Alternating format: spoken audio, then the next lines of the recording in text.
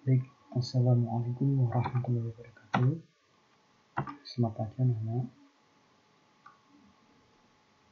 Berjumpa kembali dengan saya dengan pelajaran TIK. Apa itu TIK? TIK adalah kepanjangan dari Teknologi, Informasi, dan Komunikasi. Nah, sebelum pelajaran kita dimulai, kita kenal dulu. Perkenalkan, nama saya Ahmad Gor Abdin. Lahir di Bojonegoro 12 Oktober 1999. Alamatnya Desa Megawangi, RT 19 RW 6, Kecamatan Sudiwaras, Kabupaten Bojonegoro. Nah, ini kalau kalian ada kesulitan, nanti bisa WA ke nomor saya 0822 4269 3527.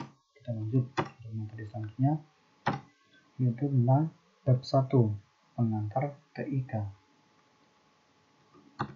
Yang pertama yaitu akan tentang penjelasan tentang pendahuluan. Kedua, perkembangan teknologi, informasi, dan komunikasi. Yang ketiga, tentang perkembangan komputer. Keempat, perangkat teknologi, informasi, dan komunikasi. Kelima, ada juga tentang latihan. Nah, kita ke yang nomor 1 yaitu pendahuluan. Apakah di rumah kalian terdapat telepon, radio, televisi, atau komputer? Nah, pasti di rumah kalian ada semuanya. Ya. Hampir di setiap rumah pasti memiliki satu atau dua jenis benda tersebut. Benda-benda tersebut berperan dalam penyampaian informasi dan komunikasi di masyarakat. Kemajuan suatu masyarakat dapat dilihat dari pemanfaat teknologi, informasi, dan komunikasi masyarakat tersebut. Nah, pada zaman dulu, ini setiap rumah belum ada yang mempunyai telepon, radio, televisi, atau komputer. Bahkan, itu hanya satu desa itu hanya beberapa rumah saja yang memiliki radio, kayak televisi, kayak itu. Tapi sekarang semuanya sudah punya. Bahkan ada yang punya 2, bahkan ada yang punya TV smart, dan TV tidak usah pakai antena tapi pakai wifi, itu ya. Kita lanjut lagi tentang satu komunikasi. Nah, ini manusia itu pasti membutuhkan komunikasi biar dapat informasi. Nah, manusia adalah makhluk sosial, yaitu saling membutuhkan manusia satu dengan manusia lain, baik dalam kebutuhan sandang, pangan, dan papan. Tidak ada orang yang dapat memenuhi kebutuhannya sendiri. Manusia saling berinteraksi untuk memenuhi kebutuhannya.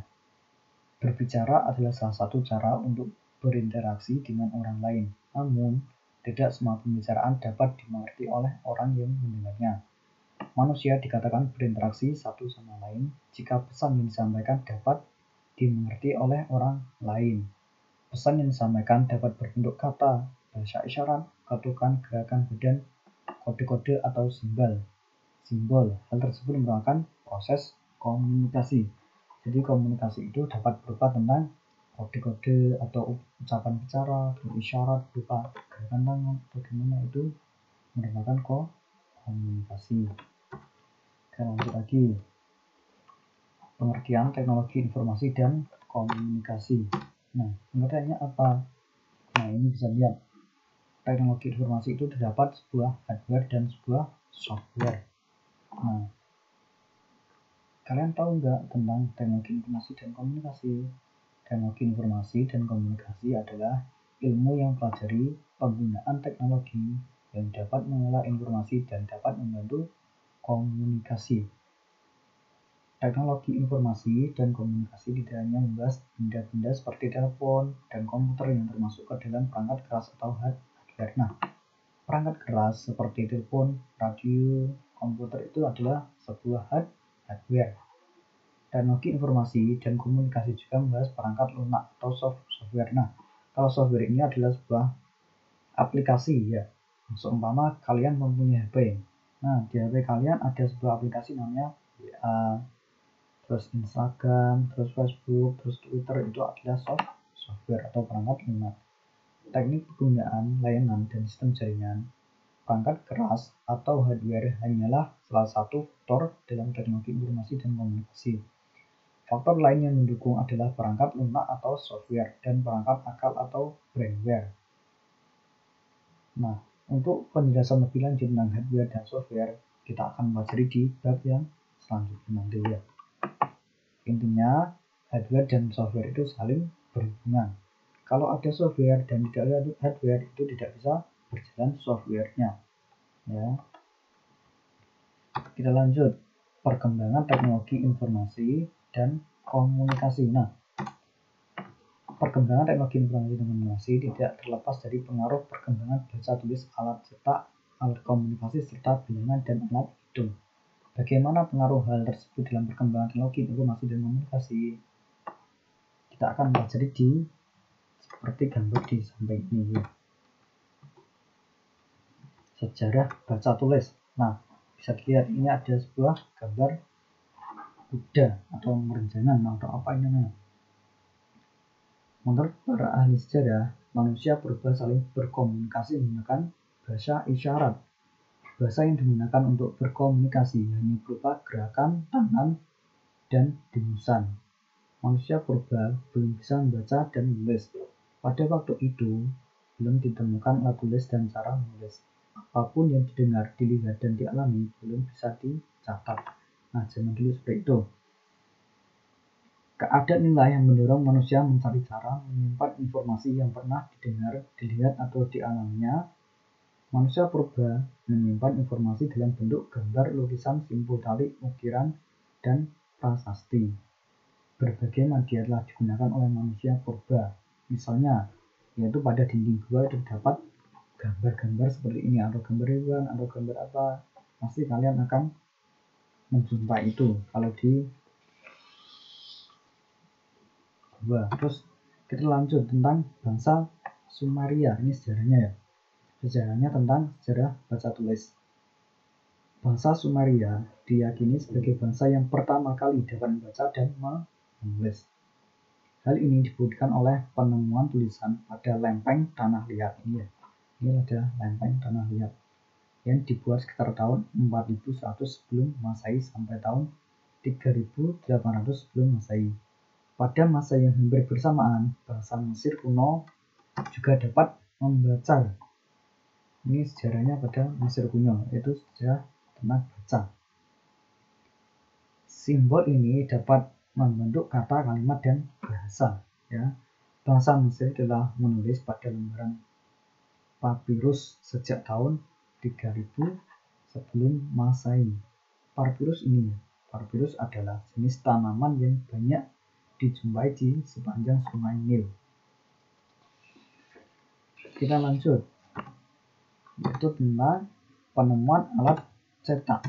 Ya, ini adalah salah satu tentang penemuan alat cetak.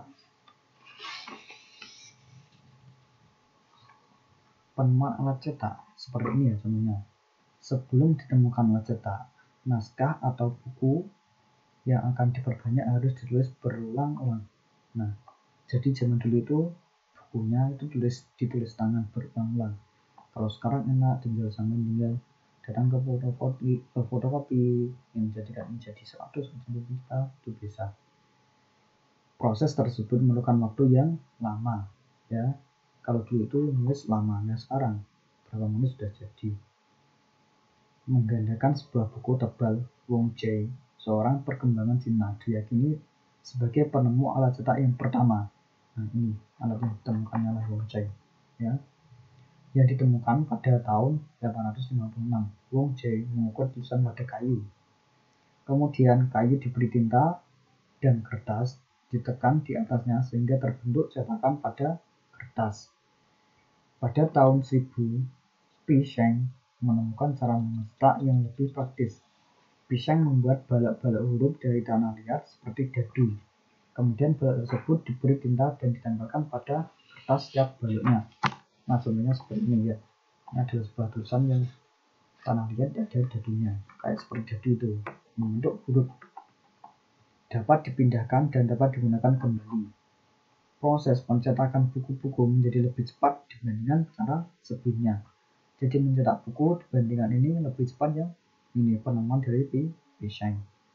Pada tahun 1459, Tentu seorang berkembang Jerman buat alat cetak modern. Kemudian menggunakan balok-balok huruf yang terbuat dari logam dan dapat dipindahkan. Ya, tuh makin cepat, semakin tahun sejarahnya semakin cepat dan pencetakannya juga semakin cepat. Nah, kita lanjut tentang sejarah alat komunikasi. Nah, ini apa namanya? Apa? Itu namanya adalah telegraf, ya. Telegraf. Sejak ribuan tahun ini sejarahnya, sejak ribuan tahun yang lalu, manusia sudah mampu berkomunikasi secara langsung dengan manusia yang ada di sekitarnya. Namun, proses komunikasi tersebut akan terhambat jika jaraknya jauh. Nah, jadi dulu itu manusia ingin mencari informasi itu dengan cara dekat atau bicara. Ya, menurut sejarah, suku Indian sudah sejak lama menggunakan isyarat asap untuk berkomunikasi jarak jauh. Mereka menggunakan ranting dan daun untuk membuat api dan menggunakan sejenis kain untuk menghasilkan isyarat asap dengan pola tertentu. Sejarah juga mencatat adanya pemanfaatan hewan yang sudah dilatih, seperti burung merpati dan elang. Pesan yang akan dikirim diikat pada burung, kemudian dibawa terbang. Setelah sampai tempat tujuan, pesan tersebut diterima dan dibaca, kayak ada yang di film-film itu. Kerajaan mengirimkan surat dengan memakai burung diikat pada kakinya. Perkembangan teknologi telekomunikasi diawali oleh penemuan telegraf. Nah, ini namanya adalah telegraf pada tahun 1837. Telegraf dikembangkan oleh Samuel Morse bersama William Cooke dan Charles Watson. Telegraf dapat menghasilkan informasi berupa kode Morse yang diangkut melalui sinyal. Nah, kode Morse-nya seperti ini. A yaitu titik, thread, B yaitu thread, titik, titik, titik. Ya, kayak sebuah sandi yang kalian pelajari pada saat pertemuan pramuka. Listrik, informasi dikirim melalui kabel penghubung dengan cepat. Jadi baik pengirim, transmitter, dan penerima receiver dapat berkomunikasi pada waktu yang hampir bersamaan. Iya, kayak ini. Jadi yang dulu itu hanya menggunakan bertatap muka, tapi sekarang bisa lebih jauh lagi untuk mendapatkan komunikasi, yaitu menggunakan telegraf. Bel dan pesawat radio. Kita lanjut ya. Walaupun telegraf cukup bermanfaat, tetapi alat ini tidak dapat digunakan oleh setiap orang. Hal inilah yang kemudian mendorong orang untuk menggunakan alat telekomunikasi yang lebih praktis. Ya. Pada tahun 1578, Alexander Graham Bell menemukan alat yang dapat mengirim suara jarak jauh. Pada waktu itu, wilayah yang dipisahkan oleh laut belum dapat dijangkau oleh kabel telepon. Hal ini mendorong para ahli melakukan penelitian gelombang radio dan menemukan pesawat radio. Ya, ini adalah namanya pesawat radio. Cukup banyak orang yang berjasa dalam mengembangkan gelombang radio dan penemuan pesawat radio. Beberapa di antaranya James Clerk Wilhelm, Nikola Tesla, Guglielmo Marconi, dan Alexander Popov. Guglielmo Marconi mendapatkan hak paten atas penemuan radio pada tahun 1986. Namun, sebelum Marconi mendapatkan hak paten atas penemuan radio, ada ahli fisika Rusia bernama Alexander Popov yang juga penemu radio. Popov melakukan percobaan siaran radio pada tahun 1895. Nah, jadi perkembangannya kayak itu ya. Mulai dari tulisan yang ada di dinding-dinding gua, terus menggunakan burung atau apa yang sudah dilatih, terus lagi menggunakan telegraf. Ya, tapi telegraf itu kurang cepat, ya, menggunakan sebuah pesawat radio. Dan sekarang munculnya namanya apa? HP. Nah, itu. Baik, inilah sekian dan terima kasih dari saya. Dan untuk materi berikutnya akan saya sampaikan pada pertemuan berikutnya. Sekian dari saya. Assalamualaikum warahmatullahi wabarakatuh. Di rumah Jangan lupa belajar ya. Kalau ada pertanyaan bisa langsung menghubungi di WA saya.